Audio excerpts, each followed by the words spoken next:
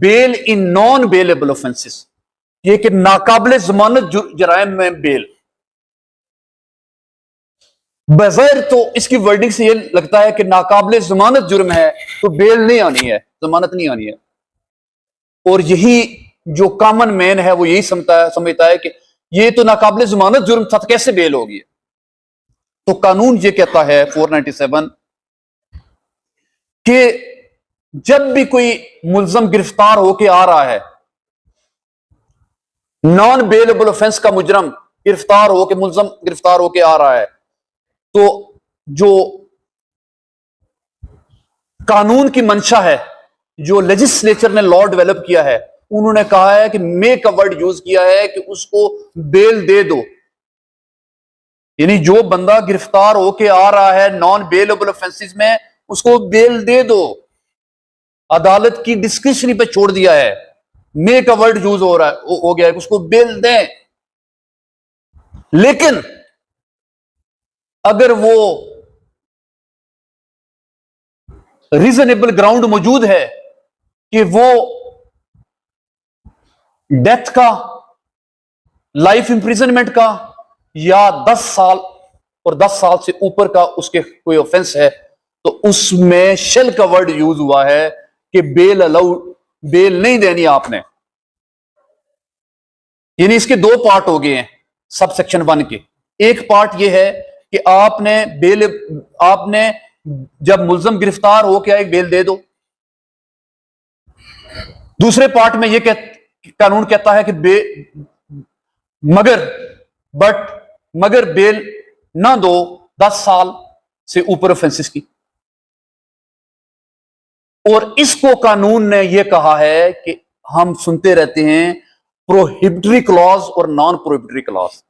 Prohibitory mean कानून prohibit कर रहा है, रोक रहा है बेल देने के लिए।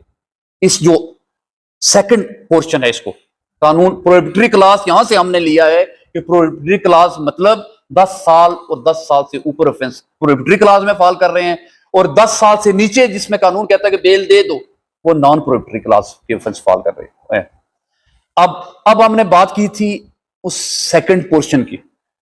सेकंड पोर्शन में जहां 10 साल से ऊपर जराइम है, उसमें अब कानून आगे क्या कहता है, इसका प्रोविजो आ गया है कि इसमें भी आप अगर कोई मुल्जम 16 साल या 16 साल से कम उसकी उम्र है, तो फिर भी आप उसको मेक अ वर्ड यूज हो रहा है। वो जो बात जो पहले पोर्शन में हुई है डिस्क्रिशनरी कोर्ट को मिली है, अब डिस्क्रिशनरी मिल गई है।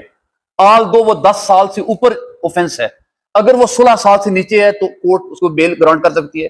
अगर वो औरत है तो फिर भी बेल ग्रांट हो सकती है, डिस्क्रिशन आ गई है। अगर वो कोई सिक है, कोई बीमार है, इन्फर्म है, कोई मेंटली इलनेस का शिकार है, कोई मजूरी है, कोई बीमारी है, तो फिर भी कोर्ट के पास डिस्क्रिशन है कि वो उसको बेल जो है वो अलाउ कर सकती है।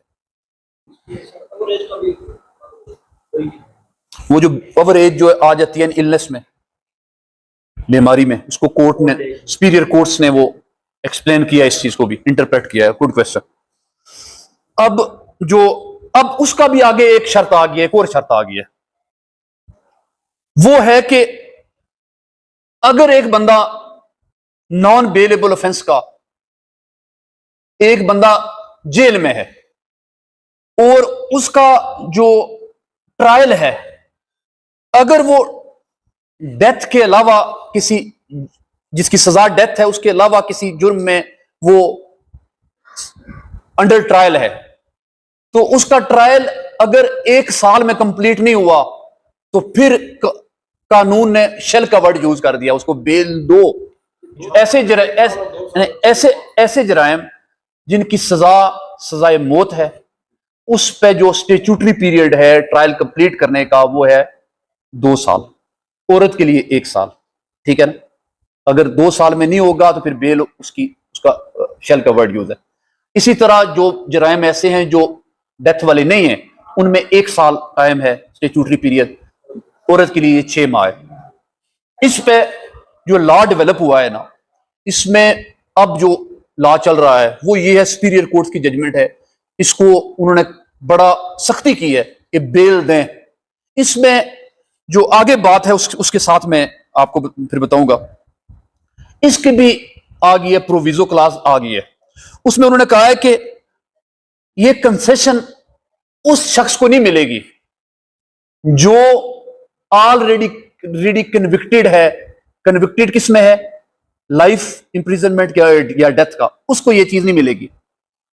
और ना ही उसको ये कंसेशन मिलेगी जो हार्डन, डेस्परेट और डेंजरस क्रिमिनल है, यानी कि सफाक मुजरम है। वो मैनर ऑफ ऑफेंस से भी पता चलता है इसकी सफाकी।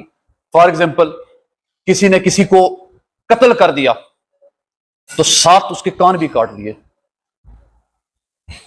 या किसी ने ब्रूटली उसको एक छुरी से नहीं को 10 छुरियां मार दी, ये उससे उसकी सफाकी जो इससे वो ज़ाहिर हो गया। इस बंदे को ये कंसेशन नहीं मिलेगी, वो 2 साल से अंदर है, उसका ट्रायल अभी कंप्लीट नहीं हो, उसको नहीं कंसेशन मिलेगी।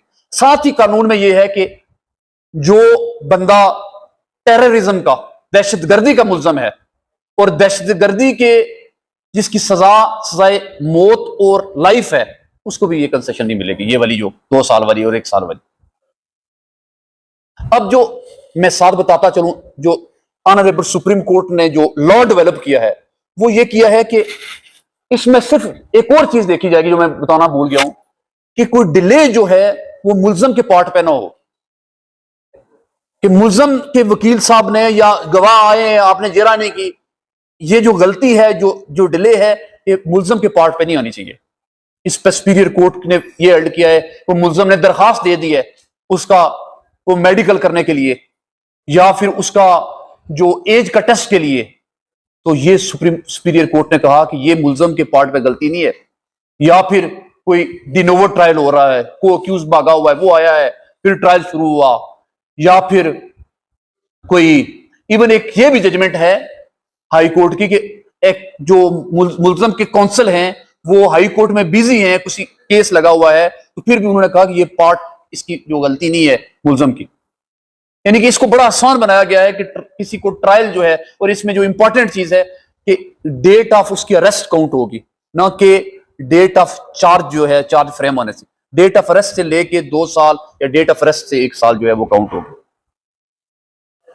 अब जो हमने बात की है 497 सब क्लास 1 की, अब है 497 सब क्लास 2। इसमें यह है कि अगर वो प्रोहिबिटरी क्लास में फॉल करता है, 10 साल से ज्यादा ऑफेंस में ही वो उसका ऑफेंस बनता है, तो फिर कैसे बेल होगी? तो फिर इसको जो क्लास 2 है उसमें उन्होंने कहा है कि कोई रीजनेबल ग्राउंड, कोई डाउट क्रिएट हो रहा है, कोई फर्दर इंक्वायरी का केस है, कोई ये अदालत इस नतीजे में पहुंच रही है कि ये इसने नहीं किया ये जुर्म, या कोई कंट्राडिक्शन पैदा हो रही है। मैं मिसाल देता हूं, कि एक वकूआ होता है कि इसने जो मर्डर है वो छुरी के साथ इसने मारा है, तो मेडिकल में ये आता है नहीं, फायर लगा हुआ है, तो ये रीजनेबल ग्राउंड, फर्दर इंक्वायरी का केस हो रहा है कि मजीद इसमें इन्वेस्टिगेशन की जरूरत है, इंक्वायरी की जरूरत है, ट्रायल में साबित होगा ये चीजें कि इसने किया है कि नहीं। बेल अलाउ करते वक्त प्रॉपर रीजन लिखी जाएगी क्यों बेल दी जा रही है। बेल खारिज करते वक्त कोई रीजन नहीं लिखी जा रही, इस पे हाई कोर्ट की जजमेंट भी है। उसके अलावा जो नेक्स्ट है 497(4), वो प्रैक्टिकली ये बात होती नहीं है, हमने देखी नहीं है ये बात, लेकिन कानून ये कहता है कि एक ट्रायल 497(4) की मैं बात कर रहा हूं, एक बंदा ट्रायल उसका कंप्लीट हो गया और जजमेंट की डेट पड़ गई है, आज ट्रायल कंप्लीट हो गया और जजमेंट की डेट पड़ी है कि 20 दिन बाद डेट पड़ी है कि फैसला सुनाया जाएगा, तो अदालत के पास ये इख्तियार है, अगर उसके पास उसको लगता है कि ये कन्विक्शन नहीं होगी इसको, तो अदालत उसको बेल अलाउ कर देगी, 20 दिन के बाद फलानी डेट को आना और आके फैसला सुन जाना। ये सेक्शन ये कहती है कि अदालत जो है वो बेल दे दे और 20 दिन बाद, इसके पीछे ये है कि जब बात सामने आ गई है कि ये बंदा, इसके सजा हो नहीं सकती, तो ये 20 दिन या 10 दिन अगले इसको क्यों उसको वो रखा जाए अंदर। और आगे है सेक्शन है, वो सब सेक्शन है, वो है 5 जो कैंसिलेशन ऑफ बेल से डील करता है। एक बेल अलाउ होगी, बेल कैंसिलेशन कौन करेगा, ये जो है वो जो इवन वो कोर्ट कर सकती है खुद भी, और जो है वो सुपीरियर कोर्ट भी बेल कैंसिल कर सकती है। अब बेल कैंसिल में जो तारिक बशीर वाली जजमेंट है उसमें ऑनरेबल सुप्रीम कोर्ट ने कहा है स्ट्रॉन्ग कंक्रीट एविडेंस चाहिए बेल कैंसिल करने के लिए, और उसमें कौन सी चीजें हैं, ग्राउंड हैं, वो जजमेंट लिख लें।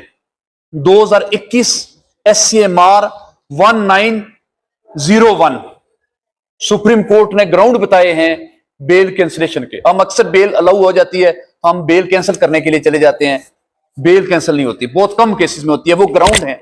अब बड़ी इंपॉर्टेंट बात है, अब ग्राउंड्स क्या हैं इसके बेल कैंसिलेशन के।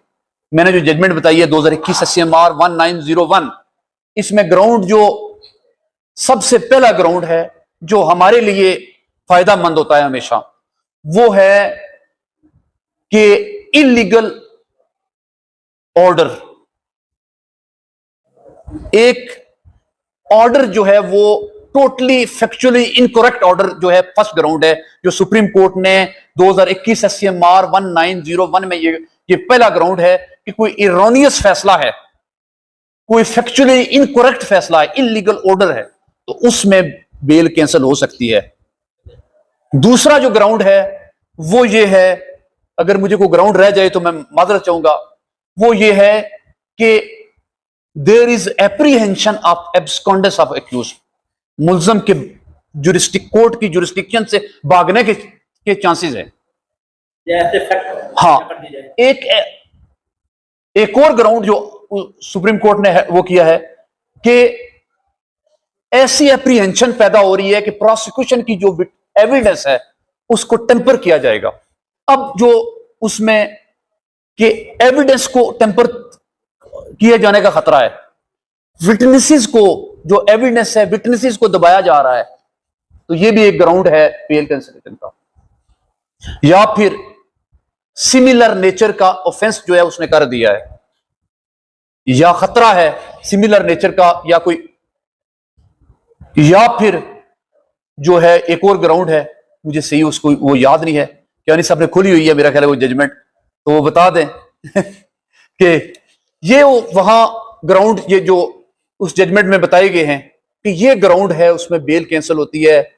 अमूमन तौर पर प्रैक्टिकली बेल का कंसेप्ट ये है, बेल कैंसिलेशन का, बेल कैंसिल ना की जाए, क्योंकि उसको फाइनली देखा जाएगा कि उसने सजा आनी है तो सजा हो जाएगी, प्री ट्रायल कन्विक्शन उसको ना दी जाए ऑलरेडी बेल, क्योंकि डिस्क्रिशनरी रिलीफ है, उसको फिर स्ट्रॉन्ग ग्राउंड चाहिए उसको वो